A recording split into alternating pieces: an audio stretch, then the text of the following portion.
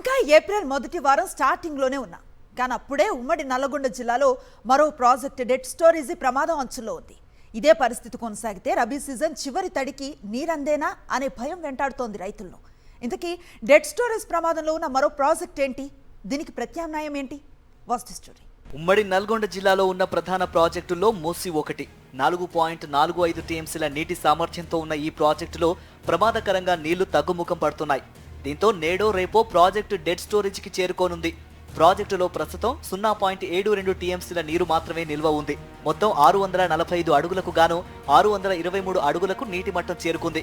మరో 8 అడుగులు తగ్గితే డెడ్ స్టోరేజీకి చేరుకున్నట్లే. ప్రాజెక్టు కుడి ఎడమ కాలువ పరిధిలో మొత్తం 35,000 ఎకరాల వరకు ఆయకట్టు విస్తరించి ఉంది. నకరేకల్, సూర్యాపేట, మిర్యాలగూడ నియోజకవర్గాల్లోని పలు మండలాల్లో రైతులు మూసి నీటిపైనే ఆధారపడి వ్యవసాయం చేస్తున్నారు. దీంతో రబీ సీజన్ పంట చివరి దశలో ఉండటం మరో తడికి నీళ్లు విడుదల చేయాల్సిన అవసరం ఉంది.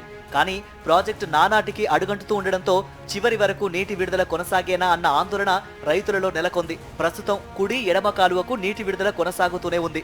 కుడి కాలువకు 201, ఎడమ కాలువకు 147 క్యూసెక్కుల నీటిని అధికారులు విడుదల చేస్తున్నారు. ఇది రబీ సీజన్ చివరి వరకు కొనసాగించాల్సిన అవసరం ఉంది. ప్రాజెక్టులోకి ఇన్ఫ్లో లేకపోవడం, అవుట్ఫ్లో కొనసాగుతూ ఉండటం, పెద్ద పెద్ద రంధ్రాల ద్వారా నీరు లీక్ అయిపోతూ ఉండడంతో రోజు రోజుకి ప్రాజెక్టులో నీటి మట్టం అంతకంతకు తగ్గుతోంది.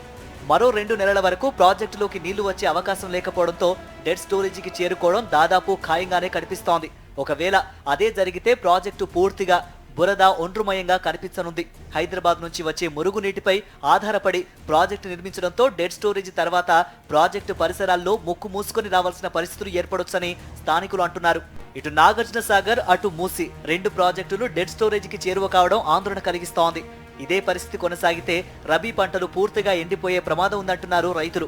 మరి రేవంత్ సర్కార్ నీటి ఎద్దడిని ఎదుర్కోవడానికి ఎటువంటి ప్రత్యామ్నాయ మార్గాలు చూపిస్తుందో చూడాలి.